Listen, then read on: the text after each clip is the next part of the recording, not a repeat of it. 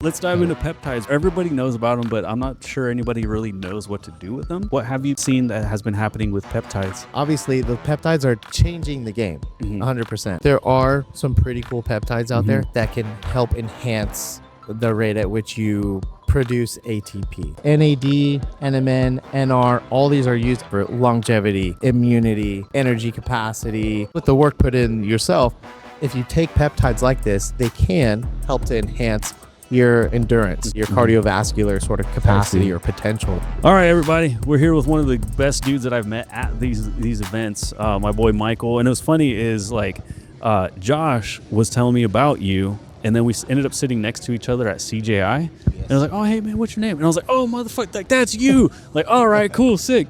So I wanted to break down what you do for everybody at Merrick, right? So, like, I come in, I want to feel better. Like, something's wrong. Let's just pretend that I somehow magically got my GP to actually give me a panel and get some lab work done. I get the results back. I don't know what the fuck. Dude, it's a different language, right? So how do you help people understand what's on those labs? Yeah, good question. So a little bit closer. Yeah. There you go. So first, it depends on, like, let's say it's that exact scenario. Okay. You already have labs. I guess that's a plus, because most people that come to me don't even have labs. Right. Sometimes they don't even know that something is wrong. So, you know, it's, hey, what brought you here? How'd you even hear about us? Tell me a little bit about yourself. So we don't necessarily just dive straight into the lab work. I can, if you want to go that route and be like, hey, I know exactly what I want. I know why I'm here. Here's my pain point. Here's my goals. Let's go. Sure, that could be easy. But how it starts is usually me, hey, man, tell me a little bit about yourself. What's interesting. You know, like, it's not so much the X's and O's, it's a conversation. Yeah, it's a conversation for sure, because I need to know more about you. I need to gain that context. Right? I need to understand, what's a day in the life like, man? Like, yeah. When do you wake up? When do you go to bed? Are you active throughout the day? Do you sit down? Do you podcast all day? You're not doing anything. You're not moving around all day. You know, what does that look like? This turned into a session for me, I guess. We could, you know, we could go through it, but yeah, we could. And it's just understanding that context helps me answer the question. You're basically answering these questions and maybe finding out stuff about yourself that you wouldn't have already known was a problem or an issue. You know, if I say, hey, do you have any pain points or goals, you know, that you have that you want to talk about or establish? Maybe you'll find out some new goals or some new pain points that you hadn't been aware of. Do you have some brain fog? Something libido-wise or sexual function, or maybe you just want to look good with your shirt off, man. Who knows? Yeah, so, yeah. They're like, Michael, I actually did feel pretty good coming in, and then you just uncovered all kinds of stuff that I'm happy. Like, not just joking. I am pretty fucked up, dude. Yeah. I don't know. Yeah, but I mean, that again, kind of going back to like having somebody actually look at the things. We don't know what we don't know, right? And so I might think like, yeah, dude, I go to work. I take care of the family. I'm tired just like everybody else at like 3 p.m., but I grind through it. And then you're like, well, you know, that might not be the, like you don't have to make that your reality all the time. We actually like uncover some stuff and see what's going on. Yeah, exactly. So once I find out who you are, what's going on, how's your sleep, what's your diet look like, do you train, do you not train, what does that look like, your energy throughout the day, do you feel like you can fucking wake up and kick ass throughout the day and you're good, or you're like, actually I could probably fall asleep at any point in time throughout the day? Like, that's an issue, you know? So you just described that, like, me and like 1,000 other people. Yeah. You know, what's going on digestion wise? Do you feel pretty good? Do you poop regularly? We talk a lot about poop, actually. Nice. And then, like, what's stress like, man? What's going on? So all this stuff financially, whether it's, you know, psychosomatic that we figure out, whether it's like mentally, emotionally, or physically. Maybe you just have a physically demanding job. Once we talk about all that, maybe you do have your lab work, or maybe you don't. That helps me identify what panel or what markers would be best fit for you, so we can identify what's going on. Or maybe you're the kind of guy that's like, dude, I don't even care. Let's test it all. I want to see it all. Nice. Maybe there's something genetically going on, or, hey, I had a family history of some autoimmune condition, things going on. I want to, maybe that ties into how I'm feeling. So the context helps me understand which direction to point you in, right? Yeah. So considering all HIPAA violations and all that stuff, names and all this might be actually fake. But do you have any good patient or client poop stories? Actually, I have one. I promise I'm going to ask you a big adult question, but you mentioned that you talked a lot about poop. So I'm like, well, let's figure this out. Actually, I have one that's like pretty like, I don't want to say like personal to me, but it means a lot to me. So much that I just told this story yesterday. Like I talked a lot about it. So yeah, no shit. So I have a client who has had really challenging digestive issues, and she hasn't been able to go to the restroom on her own without using an enema for years, right? No This is way. like, and I'm talking like every single day, like multiple times, you know, like that's her normal life. Okay. Can you imagine fucking anywhere you go, no matter what you do, whenever you have to use the restroom, because you don't go regularly, you have to physically make yourself go. That sucks. Yeah. You know, that's not a good way to live. After working together, I remember the first time she told me, she's like, I went on my own. Dude, that was like a fucking huge win. Imagine like you literally changed your life. Literally. Yeah. Like how you live your day to day, like how you feel about yourself. Like if you can't go to the bathroom, did you know what it's like? Your stomach is bloated, you're distended, you don't feel well. It literally changed her life. It was incredible. So that's a poop story that I share kind of often, actually. That's really good. Yeah. Yeah. No, I mean, again, like you literally changed someone's life. Yeah. I don't know if you dive too deep into this of like helping other people learn how to interpret labs and stuff, but do you like notice that a lot of people might like overlook a certain panel or lab marker because they're so focused on like testosterone and estrogen and that sort of thing? That's usually, those are like the big ones, right? Of course, yeah. What is my testosterone number at? Like, where is it at? Oh, I don't like it here. Yeah. There are a lot of markers that are overlooked.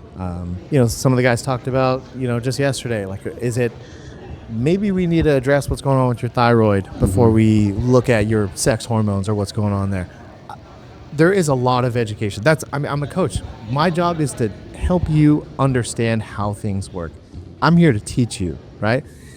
And then help you make the best informed decision along the way, whether that's understanding and interpreting your lab work better, how to manage your day better, whether it comes to food or whether it comes to training, so all that. So yeah, there is a lot of teaching that happens when it comes to understanding and interpreting the lab work. So we just start from top down, man. We understand what the fuck do these numbers mean. You know, it's like it's like another language. And there's now people have ChatGPT. You can pop it in there.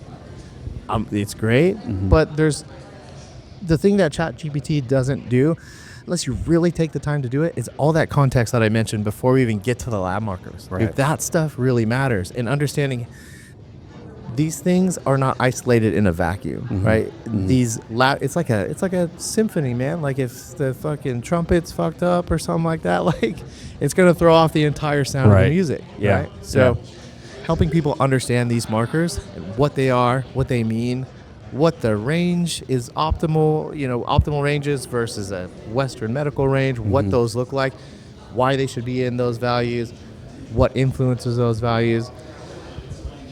It's a lot. Yeah, and it's unfortunate that you had to like preface that by say like Western medicine, like ranges and that sort of thing. We're not going to dive into that because I think we've kind of beaten that like already to a pulp. Yeah. But let's say so a clinician's watching, they're picking up what you're putting down.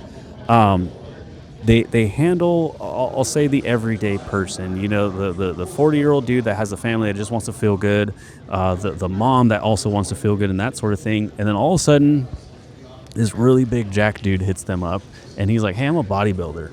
How does a clinician handle an athlete like that may or may not have already been previously using some form of PEDs? Does it change? Is it like, well, I know this playbook, so I'm just going to run it, even though he looks insanely different? Do you have to treat them differently? In a way. I think what most people think or maybe have misconceptions about are they're going to come here and we're going to tell them what drugs to use at what dose to help them do things in the best way with the least amount of risk. That's not the case, right? We're not here saying, hey, you should take this drug instead of this one because of XYZ. It's what it is risk mitigation and helping understand what happens when you take XYZ, either at XYZ doses or for XYZ length of time. It's just a lot of teaching and helping people understand the consequences of the lifestyle on whether that includes performance enhancing drugs or not. And they're not necessarily treated differently in terms of the process, but most of the time, fortunately now, I think there's a little bit more of a mix that people are a little bit more educated now, I would like to think, when it comes to bodybuilding, because there's a lot of resources out there and people are a lot more intelligent in terms of coaching. Sometimes. Right, yeah. So you get kind of a mix, but the provider does the same thing for the bodybuilder as they do for, a guy or a gal who's just lifestyle. What is happening here? What do we see? What are your risks? Do you have, as a bodybuilder, a higher risk potential because of the way you live your life? Yeah, absolutely. Right, yeah. And most of those people don't understand some of those risks or what they are.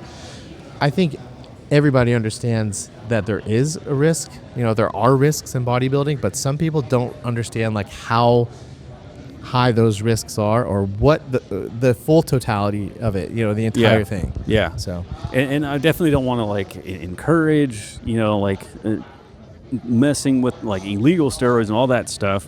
But again, people are going to do what they do. Yeah. And I was going to say, if I come to you, but I want to paint an actual picture here. If a pro or about to be pro bodybuilder comes to you, how do you handle that when they're like, yes, I am on XYZ thing, but I also want to be as healthy as possible and mitigate as much of that as possible?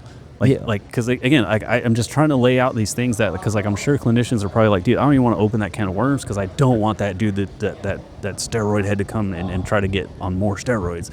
Right. How do you handle that when somebody approaches you? So, fortunately, in this space, I'm maybe a little bit more biased because I am also a competitive bodybuilder and I take all the things and as a coach, it's my responsibility if I know somebody that I'm coaching is going to be using these things or is using these things, and no matter whether I'm like, hey, you shouldn't use this, they're like, I don't care, I'm going to use it because I know I need to.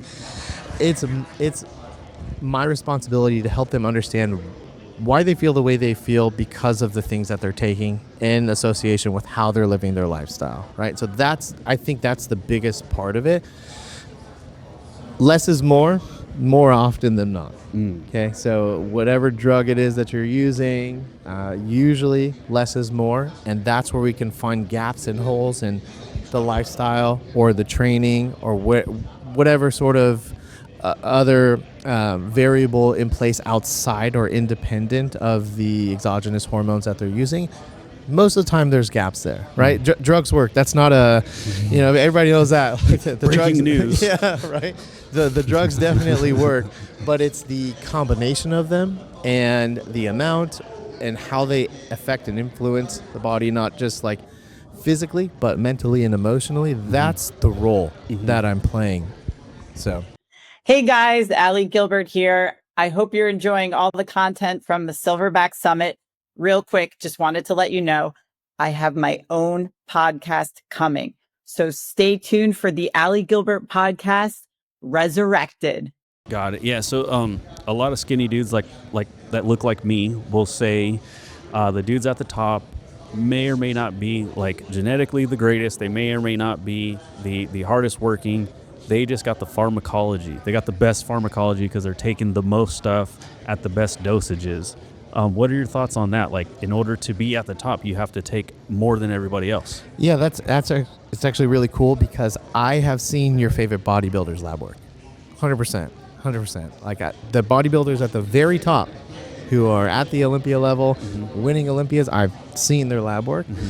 And I could tell you that less is more, for sure. I think most people have this misconception that the higher you go, the more and more and more you need to consistently take. Part of that is true. Okay, part of that is true for sure. We're being realistic. Yeah, we're being realistic here.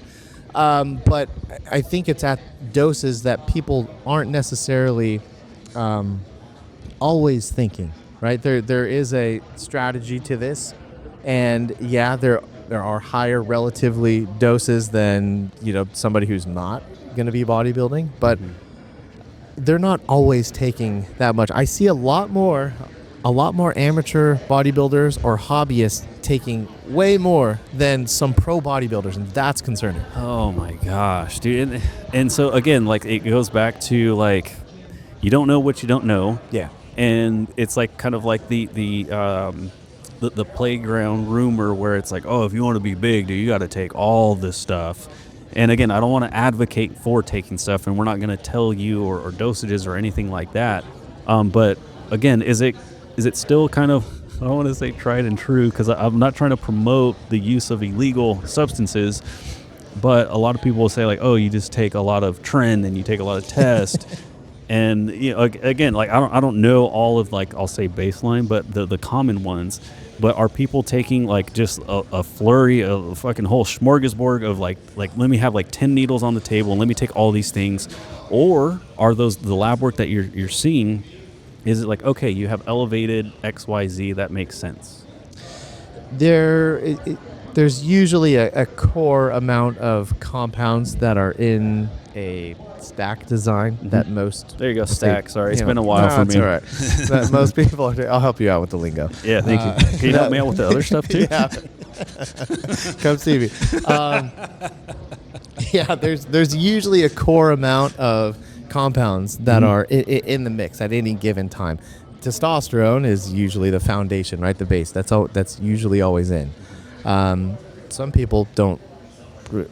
never mind. Yeah, that's outside the point. We got to be careful. Yeah. But no, I mean, it's good that we are like touching on this subject, because again, thinking about the community here, the community watching, people have licenses that they can lose. Yes, right, and they may or may not be able to gain access to this information. So, I mean, we're going to do our best to reveal as much as possible. But like, I would say, just reach out to Michael and just like kind of do that. But you were saying, yeah, I mean, a couple things here. One, if somebody comes in and they are a high risk and we recognize like, hey, these are our suggestions, this is what you should do to reduce the risk, and let's say they aren't following it and their markers are, off the charts and they're not necessarily following our guidelines, then yeah, it's going to be too risky. We say, hey, look, like this is the risk that you're taking. We're not going to co-sign this. We're not going to, they're not coming here and we're not prescribing them 500 milligrams of testosterone. Like that's not happening. This is not the spot for that. Why not? Just kidding. Yeah. Yeah, why not? Be nice.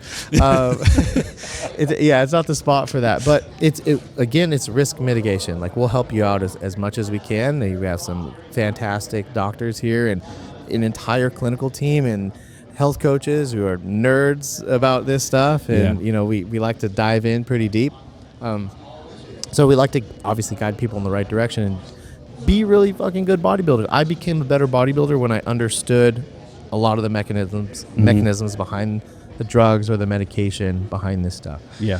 I just think that this is the ideal place to come when you seek out people who are passionate about bodybuilding or about CrossFit or whatever sort of sport, right? We have a lot of health coaches here who are more than just like bodybuilders here, right? People doing Ironman, some crazy shit. I would never do. I'd never fucking run a marathon. Absolutely. I tried to actually run a mile in less than 10 minutes the other day. How'd it go? Not well at all. What did you do? Yeah. You started walking? I just gave up. Because I started running, I was like, I think I could do this. No warm up. I was asking my wife to run like the treadmill. Dude. We just got done training. We were just doing some post-workout cardio, and I was like, I think I'm going to try to like run this mile. No warm-up, whatever. I can't tell you the last time I tried to run. Yeah. So I started. I was like, all right, I'm gonna just start at a pace that I think I could run. And I started going, and I'm just like, I'm not paying attention to like the fucking data on the treadmill. Because if you look, you're running for 20 minutes and you barely have half a lap. Exactly. So I'm running, and I'm like, and I look at the time, like, oh fuck, like I'm not gonna make it. Like I'm not gonna make it at all. Then you get the pressure. So I turn up the speed, dude, and if the speed is like, it's like 4, 5, 6, 7, I'm fucking running. I'm like, oh, I fucking got this. And my wife's filming, so I'm like under pressure. I'm like, I definitely fucking got this. I'm not gonna give up. And then I realized very quickly after, like, I can't keep this pace. I can't keep this pace at all. Yeah. And then my legs started hurting. And I was the like, sun was in my eyes. It started raining, and it got a little windy. And I said, forget it. It was all uphill. Let's dive into peptides real quick. Yeah. Again, they're kind of everybody knows about them, but I'm not sure anybody really knows what to do with them.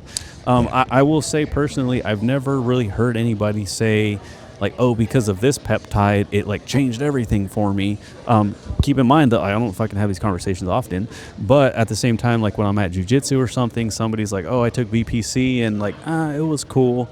You know, and I'm not really like getting the feedback, but I'm also not in the field. So like, what have you been seen that has been happening with peptides? I think you probably have heard of people who have changed their lives on these peptides. It's just maybe not recognizing the name. You've heard of Ozempic, semaglutide. Correct. Right? Yeah, absolutely. Those are peptides. See, there you go. Yeah. Those are peptides. Obviously, those are changing people's lives, Absolutely. right? You see them one time, and then you see them the next time, you're like, what the fuck? Like, dropped all this weight. This is crazy. Can I swear on here? Sorry, I've been dropping that. No, you do whatever the fuck you want, dude. It's cool. All right, cool. It's a little too late to ask, I guess. Allie's like, hey, guys, you got to bleep out all the cuss words. Like, yeah, right. She would never say that. All right, cool. Yeah. But yeah, obviously, the peptides are changing the game, 100%. I will say that I think the way that they're marketed now, to some degree, is probably a little excessive or exaggerated, I should say, right? Yeah. BPC is fantastic. TB500 is great. GHK copper. Can we even get BPC anymore? Yeah. We can Okay. still get BPC. I thought it got like banned or outlawed or some shit like that. Still around? Still here? Yeah. I Shows how think they much I go know. back and forth. It's honestly, it's hard to keep up with. Okay. It's hard to keep up with. Yeah. Some are, pulled off the list, and some are added back on. Yeah, it's a lot to keep up with. Yeah, because the way I was approaching that question was more kind of like on the performance side. Like, are there any peptides that that's going to help me run that mile? In regards to like not necessarily just like BPC, like with my knee pain and that sort of thing, but like, can something help me feel more energized? Can something help me feel like my cardiovascular has just gotten significantly better and that sort of thing? There are some pretty cool peptides out there that can help enhance the rate at which you produce ATP at the very kind of root of it, right? You've heard of these. Dr. Campbell was talking about SS31. It's a mitochondrial peptide. It's like, I'm already losing people when I talk about that. No, this is right. Good. It's basically, it helps. ATP is like the fuel for our body to perform any action whatsoever. Me moving my arm, blinking, mechanisms that are happening underneath that we can't even see going on. There are peptides out there that help us replenish that fuel at a faster and more efficient rate. And so, absolutely. Of course, with the work put in yourself, if you take peptides like this, they can help to enhance your, endurance, right? Your cardiovascular sort of capacity or potential there. So they open up the capacity to be able to do the things. I might not take a shot of something and all of a sudden I can run a marathon, right? But I might wake up tomorrow with a little bit more energy to actually start training for it. Absolutely. So tell me about NAD, because I hear a lot about like NAD plus. I don't know. So NAD helps to replenish that ATP, right? NAD, NMN, NR, all these are used ultimately at the end. Like if you kind of bypass all this like chemistry and the way that this shit works, again, it's going to help you improve. NAD is involved in like hundreds or thousands of like biochemical processes in the body. So you'll see it's used for longevity, immunity, energy capacity, kind of the vigor also. So some of the similar traits that you would maybe associate with taking like testosterone. So some of my clients are on NAD and they're like, I feel fucking amazing. Like I feel so good. I have so much more energy. Side note, NAD, if you take too much of it from the beginning, you can kind of overload yourself on it. It's kind of like it's kind of like a supercharger, right? So you have your mitochondria, helps to produce that ATP. Or cellular respiration. If it's like putting race fuel in like maybe like a, I don't know, Honda Civic or something, it might be a poor analogy, but it's like, oh fuck, like the Honda Civic can't take all that energy all at once, right? And so you're basically giving your body too much power at once. If your body's like a factory, but it's like, I don't know, kind of old and beat up, and then all of a sudden you fucking send a lot of energy or power into your body, then it's like, oh shit, I'm like supercharged, but it's like more than your body could take, right? It's like maybe the lights are flickering in your body and shit's like happening, like I can't keep up. You could actually kind of feel like shit. So I took too much NAD when I first took my shot. I took too much. I'm oh man, like I don't feel so good. Like I feel like I'm kind of sick. I feel a little off here. So that part like is something to probably be aware of. But if you kind of titrate your dose up and you take it a little bit more over time, you can feel a lot better, much more energized, and your output capacity is going to be a lot higher. So whether that comes to cognitive performance or physical performance, wherever you're at, you will feel a lot better. So moving into, so by the time people hear this, it's 2026, assuming no laws have changed and that sort of thing. Like what, I guess I'll say motivation can you give clinicians to like start looking into this sort of thing of like hormone optimization and that sort of thing? Because a lot of people are actually kind of like a little hesitant because of like the legal issues and that sort of thing. From you essentially being in this field and helping out a lot of people, like, can you help ease some of that anxiety and let people know like, hey, it's okay to make people feel better? Yeah, I would say, if I were to impart my advice here to clinicians, which sounds kind of crazy, I'd say come to Silverback, honestly. Okay. I'd say come to Silverback, where you are surrounded by a whole host of professionals, medical professionals in a community like this, where they speak on behalf of their themselves or their clinic, or whether clinical and anecdotal advice and their experience in treating people. Of course, I'm a proponent of, HRT for men and for women and how beneficial it is for them. But for me to speak to a population like that, it probably would fall on deaf ears, I would say. So I would invite them to come to a place like Silverback. Extremely well said. No, that makes a lot of sense. So boom, there you have it. You have to be here in order to get some really good, I'll say motivation and some courage to start, to stop referring out to, people like Michael when you can potentially do it yourself. But Merrick's probably just gonna be like, hey, it's okay. We'll take them anyways. Exactly. But anyways, yeah, be in the room next year. Links for that down in the description. And then Michael, like, I guess when it comes to like your personal stuff, whether it be like your bodybuilding and just like connecting with you, what's the best way to do so? You can find me on Instagram at Mossum _. You can find me at Merrick Health, of course, one of the health coaches there. And yeah, I have a YouTube as well. Sick. Let's go. So yeah, everything will be linked in the description. Thank you so much, man. I know I was kind of pressing you with a couple of these questions, but you did great. And thank you so much for your time. And thank you for checking out this interview. We really appreciate that. We'll catch you on the next one. Peace. Awesome.